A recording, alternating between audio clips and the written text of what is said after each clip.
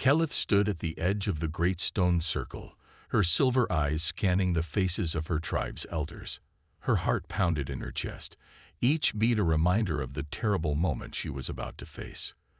The elders were silent, their eyes cold and judgmental. The air was thick with tension, and Caliph could feel the weight of their stares like a crushing weight on her shoulders. Caliph of the Jari tribe, the High Elder, an ancient female with skin like cracked stone, spoke in a voice that echoed through the gathered crowd. "You have been found guilty of violating the sacred laws of our people. You have used the forbidden powers, powers that even our gods do not dare to wield." Caliph's throat tightened. She tried to speak, but no words came. She wanted to explain, to tell them that she hadn't chosen the powers she had. She had never asked for them. The strange energy that pulsed through her veins had always been there, a part of her she couldn't control. But no one in the tribe would understand. They only saw her as a threat, as something dangerous. "You are a danger to the very core of our tribe's existence," the High Elder continued. "We cannot allow such power to remain among us. The balance has been broken. You are no longer welcome in the Jari tribe." The words hit Caliph like a physical blow. Her chest tightened, and she felt a burning sensation behind her eyes. She had known this was coming, but hearing it aloud made the pain feel real. It was as if her very soul was being ripped from her body. She had been born into the Jari tribe, raised with their customs and traditions, and now she was being cast out. The crowd murmured, some with pity, others with fear. No one stepped forward to speak on her behalf. Caliph felt the weight of their silence more than the words. They had all turned their backs on her. "Leave," the High Elder ordered, her voice cutting through the air. "Go into the wilderness. If you survive, then perhaps you are worthy of redemption. But know this, if you return, you will die by our hands." Caliph's knees felt weak, but she forced herself to stand tall. She didn't want to show them how much their words hurt. She turned away from the circle of elders, feeling the cold, empty eyes of her people on her back. She didn't even look at her family. They were just as silent as the rest. No one cared. As she walked away from the gathering, she could hear the murmurs behind her, but none of them mattered. Her mind was clouded with anger and sadness, but deep down, a part of her knew that her exile was inevitable. Her powers, her difference, had always set her apart. And now, they had turned against her. The sun was setting as she made her way into the wilderness. The deep red of the sky mirrored the fury in her heart, but it also gave her some comfort. She knew this land. She had spent her childhood running through these forests, playing with the wild creatures and exploring the endless landscapes. But now, it was no longer a safe place. It was a prison, one she would have to survive alone. She walked for hours, her boots crunching against the dry earth, the sound of her footsteps the only company she had. She tried not to think about what the future held. She had no plan, no place to go. All she had was the raw instinct to survive. As darkness fell, the air grew colder, and the wilderness around her came alive with the sounds of night. The growl of a distant predator sent a chill down her spine, but she didn't stop. She couldn't. There was no time for fear. She kept moving, finding a small cave to shelter in for the night. Her fingers fumbled as she started a fire using the basic survival skills she had learned over the years. The flames flickered to life, casting dancing shadows on the cave walls. The warmth of the fire felt good, but it couldn't ease the emptiness inside her chest. She had been abandoned. Caliph curled up by the fire, pulling her knees close to her chest. Her mind raced with thoughts of her tribe, her family, her friends. She had always been different, yes, but she had never imagined this. Exiled. Alone. Her silver eyes stung with unused tears, but she refused to let them fall. She wouldn't let the tribes see her weak. She wouldn't give them that satisfaction. The night passed slowly. The howl of wild creatures echoed through the wilderness. But Caliph didn't sleep. Her mind kept drifting back to the day's events. She could still hear the High Elder's words ringing in her ears. "You are no longer welcome." But she was strong. She had to be. She couldn't afford to break. Not now. The first light of dawn broke through the cave entrance, casting a pale glow across the ground. Calith stood, stretching her stiff limbs, and began to gather her things. The fire had burned out, leaving only the remnants of ash. She couldn't stay here. The wilderness was vast, and she had no idea where she would find food or shelter, but she knew she couldn't stay in one place for long. The wilderness was both her enemy and her only chance of survival. As she walked through the dense forest, she wondered if her tribe would come after her. Would they send hunters to find her? Would they kill her if she didn't die in the wilderness? The thought made her blood run cold. But even as the fear gripped her, another feeling started to rise inside her, a determination to prove that she was stronger than they thought. She wasn't just a threat. She was a survivor. Suddenly, the ground beneath her feet gave way, and she stumbled, her heart racing, as she grabbed onto a nearby tree to steady herself. Looking down, she saw a massive creature, a wild beast, staring up at her with glowing eyes. She knew the creature. It was a hunter, one of the many dangerous predators that roamed the wilds. Her pulse quickened. She had no weapons, no way to defend herself. The beast took a step forward, its claws scraping against the earth. It was closing in fast. Calith's heart hammered in her chest as she backed away slowly. She needed a way out. She couldn't fight this beast with just her powers. She had never tried. The only chance she had was to run. She spun around and bolted through the dense trees, her breath coming in short gasps. The creature's growls echoed behind her, getting closer with every step. She could feel its presence, like a shadow on her heels. Then, out of nowhere, a loud noise shattered the air. A sudden burst of light filled the forest, and Calith instinctively ducked, covering her head. The ground beneath her feet trembled. When she opened her eyes, she saw something she never expected.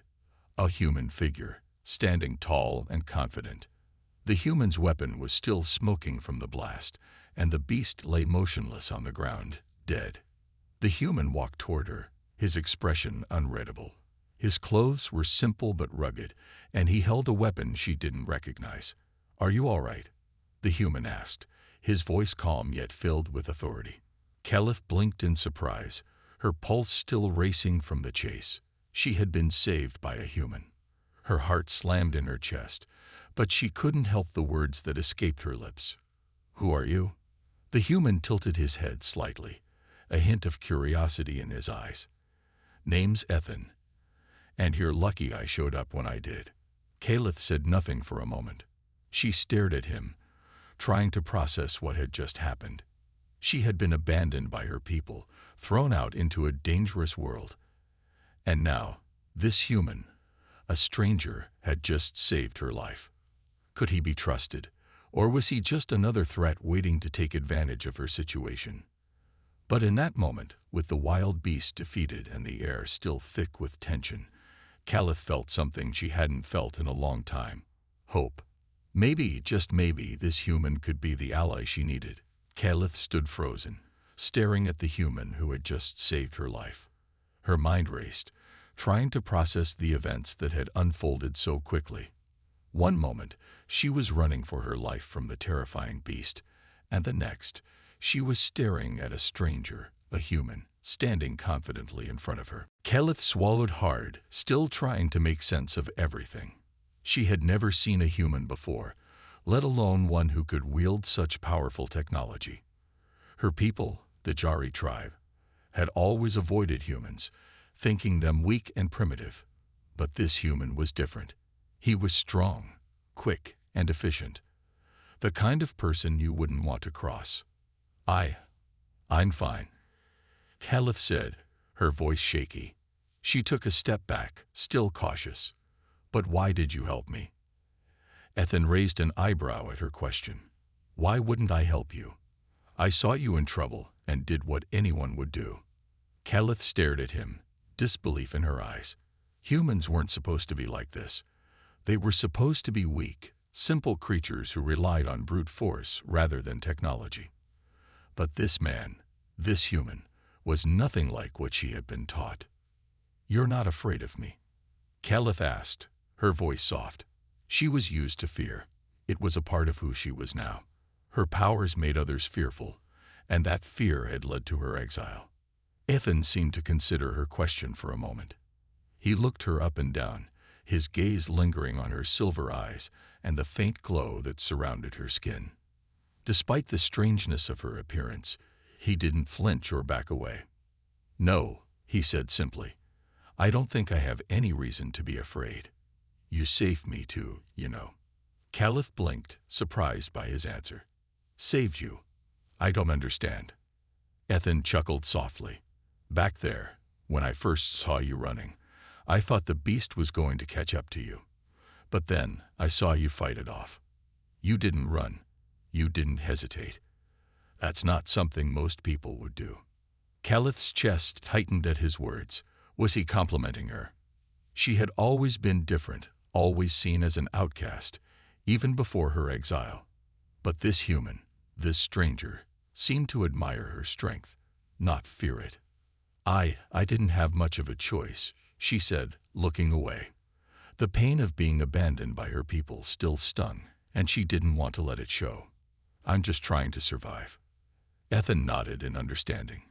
He seemed to know what it was like to be alone, even though Caliph wasn't sure how. His eyes were warm, kind, and they held no judgment, only curiosity. "I understand that," he said quietly. "Survival can make you do things you never thought you could." Caliph didn't know how to respond to that. She had always been taught to rely on herself, to never trust others. But something about Ethan's presence made her feel safe. Even though she barely knew him, even though he was a human, she felt like he could be trusted. Ethan broke the silence by glancing around. The forest was eerily quiet now, the beast's growls replaced by the soft rustling of the leaves in the wind. "We should keep moving," Ethan said, looking at her. "It's not safe to stay in one place for too long. That creature might not have been the only danger around here." Caliph nodded, her mind still spinning. She had no idea where to go, no plan. But for some reason, she felt that following this human was her best option right now. "Where are we going?" she asked, taking a tentative step toward him. Ethan smiled. "I'm not exactly sure myself, but I've got a camp nearby. You're welcome to come with me, get some food and rest. You look like you've been through a lot." Caliph hesitated. She wasn't sure she could trust him completely. Humans had their own agendas, and she had heard stories of humans taking advantage of others in desperate situations. But something about Ethan's offer felt genuine. And in that moment, she realized that she didn't have many options. "I could use some rest," she said, reluctantly lowering her guard. "But why are you helping me? What do you want from me?" Ethan's smile faded slightly, and he looked at her with a more serious expression. "I don't want anything from you, Caliph. I'm just helping because it's the right thing to do. No one should face danger alone, not when they don't have to." Caliph's heart fluttered slightly at his words, though she quickly pushed the feeling aside. She couldn't afford to be distracted by kindness. She had been betrayed by her people once, and she couldn't let that happen again. Still, she followed him as he led the way through the forest. The walk was slow, as Caliph's body was sore from the confrontation with the beast, but Ethan was patient, occasionally glancing back to make sure she was keeping up. They didn't speak much during the journey, and Caliph was grateful for the silence. It gave her time to think, time to gather her thoughts. As they walked, she noticed the differences between the human world and her own. Ethan wore simple clothes, but they were well made and seemed durable.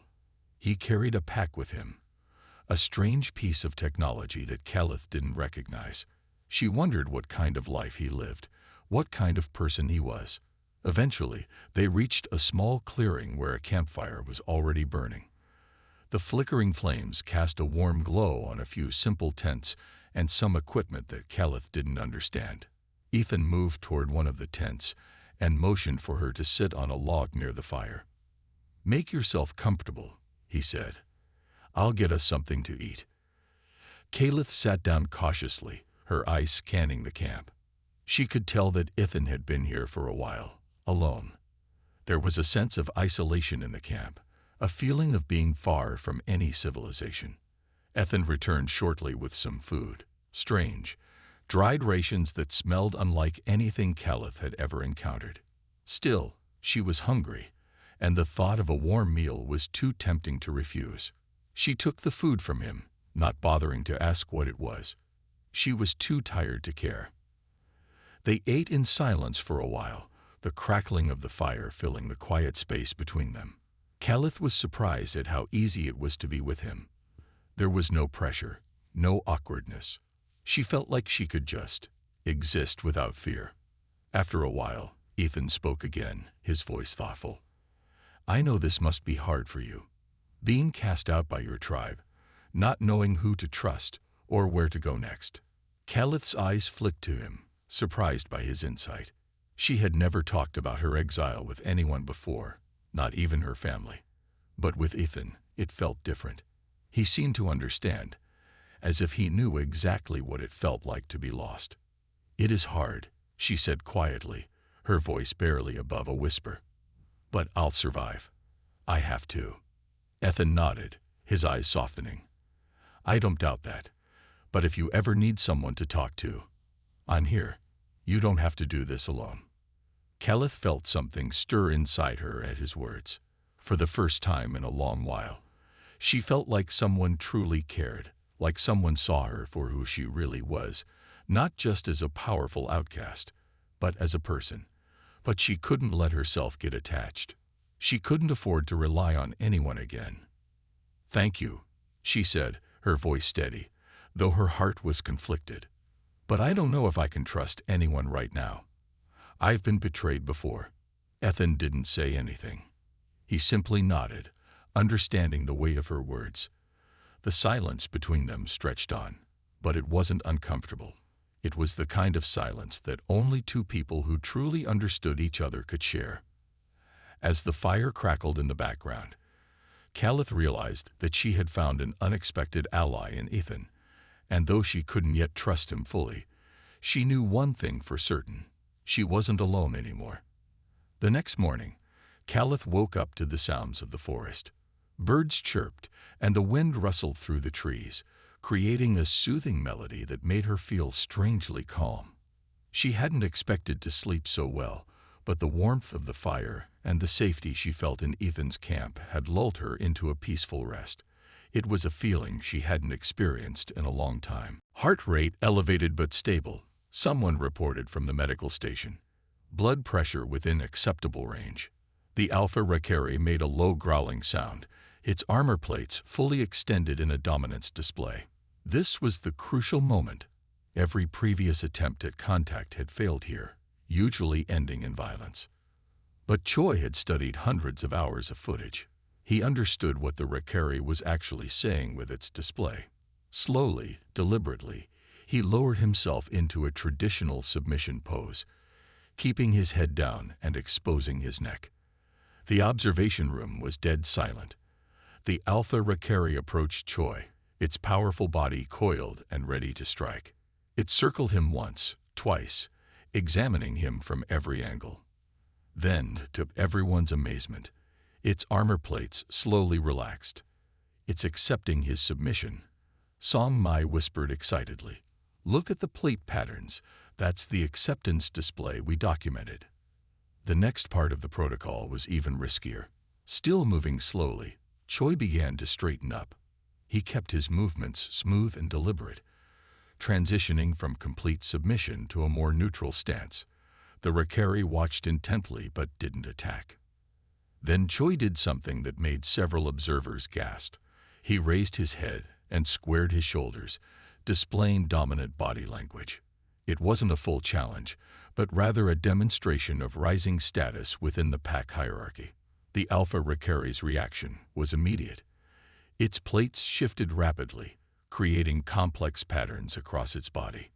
Everyone tensed, expecting violence. Instead, the creature made a series of short barking sounds and lowered its head slightly, acknowledging Choi's rise in status while maintaining its own dominant position. "My God," Dr. Kim breathed. They understand. They actually understand. Over the next hour, Choi continued to interact with the Rekari, using the body language patterns they had developed. The aliens responded consistently, showing clear understanding of the communication attempts. Most importantly, they showed no aggressive behavior as long as proper pack protocol was followed. The breakthrough came when the Alpha Rekari approached Choi with a different plate pattern, one they had never seen before. Instead of backing away, Choi held his ground and mimicked a calming gesture they had observed between Rekari pack members. The alien stopped, its head tilting in what looked remarkably like curiosity. Then it did something unprecedented. It deliberately altered its plate pattern to match Choi's calming gesture. "They're learning," Song Mai said, furiously taking notes. "They're not just responding to our mimicry. They're actively trying to communicate back." The session continued for another 30 minutes before Choi carefully withdrew from the containment area. As soon as he was through the airlock, the observation room erupted in celebration. They had just achieved the first peaceful, interactive contact with the Rekari in recorded history. In the debriefing room later, Choi sat with Dr. Kim and her team, still shaking with adrenaline. "It was amazing," he said, his voice full of wonder. "When you're in there with them, you can feel their intelligence. They're not just reacting. They're thinking, analyzing, trying to understand us just as much as we're trying to understand them." Dr. Kim was already planning the next phase. "We need to build on this. Now that we've established basic communication, we can start introducing more complex interactions. Maybe even begin teaching them human gestures while learning more of their plate patterns." The team worked late into the night, analyzing footage of the historic interaction. They documented every successful communication, every response, every new pattern they observed. What they had achieved was just the first step, but it was a step that changed everything humanity thought they knew about the Rekari. As the Martian night fell outside, Dr. Kim looked at the screens showing the now calm Rekari in their containment area. For the first time, she allowed herself to feel real hope. They hadn't just proved that peaceful interaction was possible. They had shown that the Rekari were capable of learning and adapting their behavior just as humans were. The path ahead would be long and challenging, but they had finally found the key to understanding these complex creatures. The question was no longer whether humans and Rekari could coexist, but how quickly they could learn to communicate with each other. The future of interspecies relations had changed forever in a single day, all because they had finally learned to speak the Rekari's language, not with words, but with the ancient language of predator-pack dynamics that both species, despite their differences, somehow shared. The Galactic Council's main chamber on Europa Station was filled with representatives from every known spacefaring civilization. They had gathered to witness something many had claimed was impossible: footage of humans and Rekari working together. On the massive central screen, a video played showing a human handler named Yunhua moving confidently among a group of Rekari. The alien's armor plates shifted in complex patterns as they responded to her commands, working together to move cargo and operate equipment. "This must be fake," the Centauri representative declared, his crystalline form glowing with agitation. "The Rekari cannot be tamed. We have tried for centuries." Dr. Kim stood calmly at the podium, waiting for the murmurs to die down. "We didn't tame them," she explained. "We learned to speak their language. There's a crucial difference." The next video showed a mixed human-Rekari crew performing maintenance on a spacecraft. The Rekari used their natural strength and agility to reach places humans couldn't, while the humans handled the technical aspects. Their cooperation was seamless, built on months of careful training and mutual understanding. "Impossible," a Proxian observer whispered, all three of its eyes wide with disbelief. Lead trainer Yunhua stepped forward to explain their breakthrough. She had spent months refining the communication protocols developed by Dr. Kim's team. The key was recognizing that the Rekari's social structure isn't primitive. It's just different from what we consider conventional civilization. She played more footage, this time showing the training process. We don't force them to abandon their natural behaviors.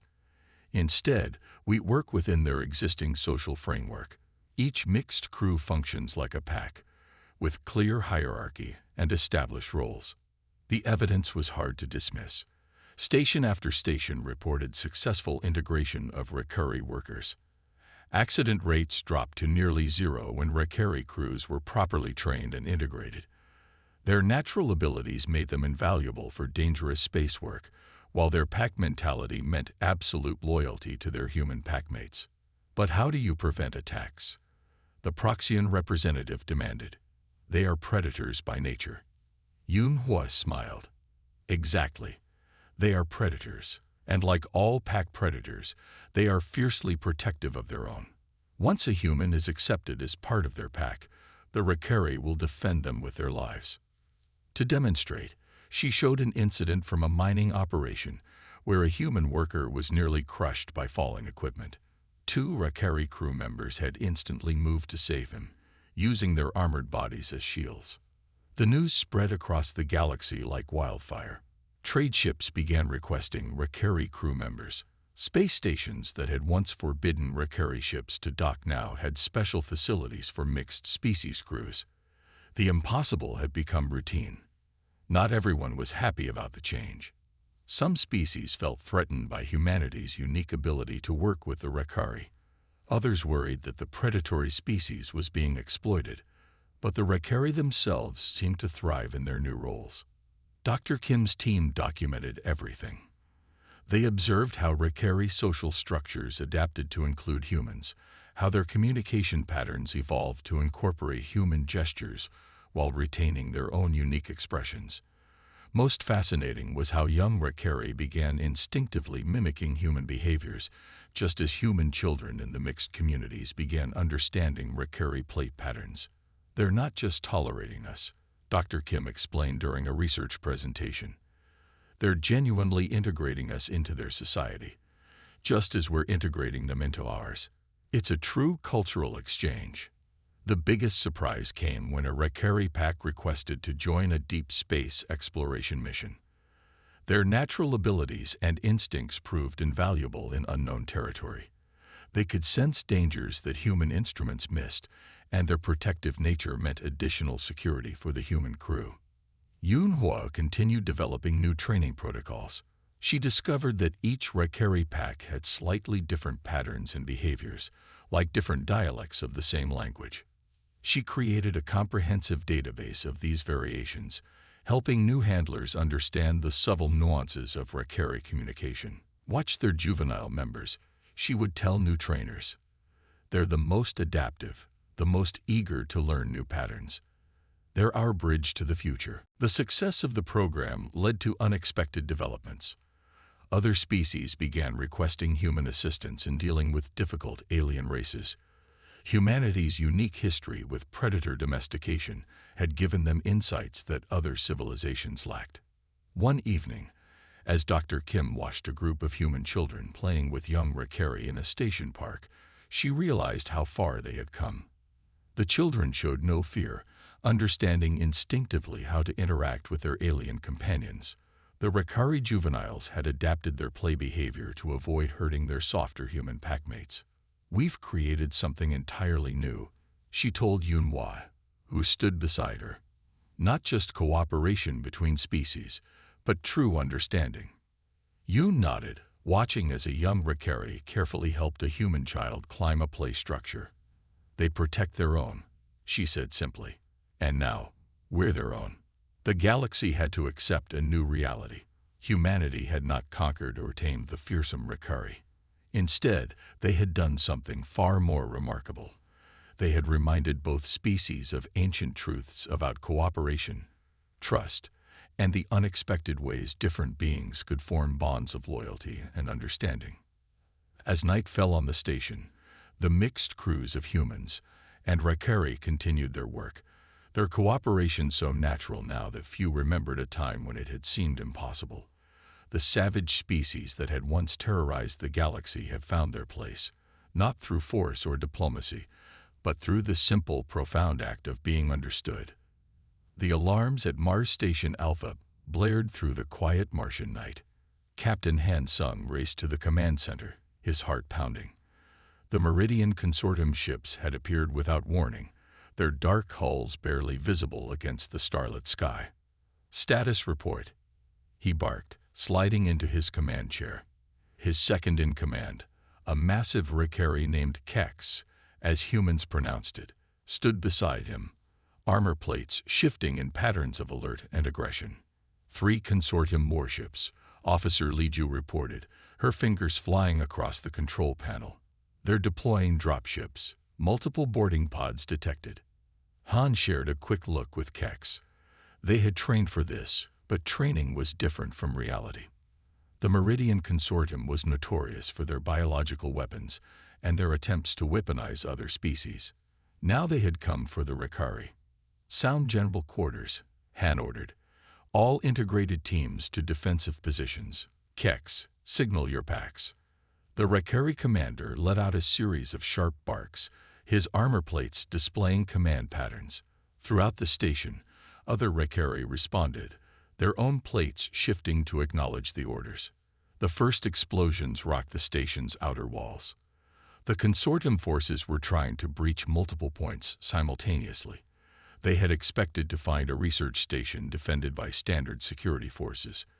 Instead, they found something unprecedented: humans and Ricari fighting as one. In the East Wing, a Consortium strike team broke through. They were met by an integrated defense team led by Yunhua. The Ricari moved with incredible speed, their armored bodies providing cover for their human packmates who returned fire from protected positions. "They're using stun weapons," Yun shouted into her comm. "They're trying to capture, not kill." The realization spread quickly through the defending forces. The Consortium wanted live specimens, both Ricari and human handlers. They hadn't counted on the depth of the bond between the two species. In the command center, Han watched the tactical display as more enemy forces breached the station. "Kex, take your pack and reinforce Section C. I'll coordinate from here." The Ricari commander's plates shifted in a pattern Han had learned to recognize as disagreement. "Pack stays together," Kex growled in his rough approximation of human speech. "You come too." Han started to argue, but he knew better. To the Ricari, leaving a pack member behind was unthinkable. He grabbed his emergency gear and followed his second-in-command into battle. The corridors of Mars Station had become a war zone. Consortium forces, in their sleek black armor, found themselves facing an enemy unlike any they'd encountered. Human Ricari teams moved with perfect coordination. The Ricari's natural armor and strength, combined with human tactical thinking and technology, created a devastating defensive force. Dr. Kim worked frantically in the secure lab, destroying research data before it could fall into enemy hands. A group of young Ricari refused to leave her side, their plates showing patterns of protective determination. They had grown up in the research facility, and to them, Dr. Kim was as much pack as any Ricari. The tide turned in Section D. A Consortium team had cornered a group of human technicians, only to find themselves attacked from behind by their intended quarry. The untamed Ricari they had hoped to capture turned out to be anything but, as integrated teams systematically cleared the section. Han and Kex led their mixed team through the station's maintenance tunnels, outflanking the main Consortium force. The human captain had learned to read Ricari body language as well as any handler, and his team moved like a well-oiled machine. "Remember," Han told his forces, "they want us alive. Use that against them." The Ricari understood perfectly. They launched a series of feinting attacks, drawing the Consortium forces into prepared kill zones where human defenders waited with heavy weapons. In orbit, the situation was just as chaotic. The station's defense ships, crewed by both species, proved far more effective than the Consortium had anticipated. Ricari space crews, with their natural ability to function in zero gravity, performed maneuvers that human pilots could only dream of. The breaking point came 3 hours into the battle. The Consortium commander, frustrated by their losses, ordered his forces to switch to lethal weapons. The order was intercepted by the station's communications team. Han's voice crackled over the general frequency. To all consortium forces, you came here expecting to find animals you could cage. Instead, you found a family you cannot break. This is your only warning. Withdraw or face the consequences. To emphasize his point, Kex let out a bone-chilling roar that echoed through the station's corridors. Every Rakari in the facility responded, their combined voices creating a sound that made even veteran consortium troops hesitate. The enemy commander made his fatal mistake. He ordered an all-out assault. What followed would be remembered in military histories across the galaxy. Human and Rakari forces moved as one, their coordination perfected through months of living and working together. The consortium forces found themselves facing not two separate species, but a single unified force that combined the best of both worlds. The battle ended as suddenly as it had begun. The remaining consortium forces retreated to their ships, leaving behind their wounded and dead. As the adrenaline faded, the true significance of what had happened began to sink in. Han stood with Kex in the command center, watching the enemy ships retreat into deep space. "They'll be back," he said quietly. The Rakari commander's plates shifted in what Han had come to recognize as a smile. "Pack stronger together," Kex replied. "Always." Around them, humans and Rakari worked side by side to repair the damage, treat the wounded, and strengthen their defenses. The consortium had hoped to drive a wedge between the species. Instead, they had proven just how unbreakable their bond had become. In her partially destroyed lab, Dr. Kim looked at the security footage of the battle. "They still don't understand," she said to no one in particular. "You can't weaponize trust. You can't break a pact by force." The Meridian Consortium had learned a costly lesson. The Rakari were no longer just fearsome warriors. They were family. And humans would fight just as fiercely to protect their Rakari packmates as the Rakari would fight to protect their human ones. The story of the Mars Station defense spread across the galaxy like wildfire. In every spaceport and on every colony world, people shared recordings of human and Rakari forces fighting as one. The footage showed Rakari warriors using their armored bodies to shield human packmates, while humans provided covering fire and tactical support. It was unlike anything the galaxy had ever seen.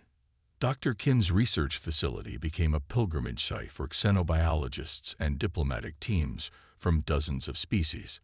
They all wanted to understand how humans had accomplished what centuries of advanced civilizations had failed to do. The answer, as Dr. Kim patiently explained, was surprisingly simple. "We stopped trying to change them," she told a group of visiting scientists. "Instead, we learned to understand them." The Rakari were never savages. They were just speaking a language no one else had tried to learn. Training centers sprang up across human space. Yunhua's comprehensive training protocols became the standard for all human Rakari integration programs. Young Rakari, raised among humans, showed even greater ability to adapt and communicate across species lines.